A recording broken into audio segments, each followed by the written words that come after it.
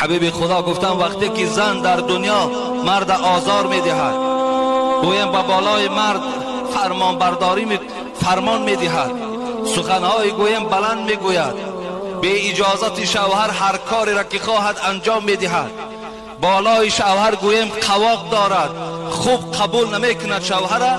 حبیب خدا گفتن که حورهای جنتی به جانب این زنهای دنیا از جنت صدا میدهند، میگویند وقتی میبینند مرد خیلی گویم در حالت ناخوب قرار دارد، خیلی گویم خسته شده است از حساب این زن بدفعل، حورهای جنتی چی میگفتند؟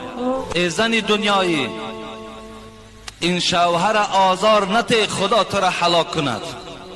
یقین دان که این مردها در پیش شما موقت هستند، اینا در نزد شما مهمان هستند.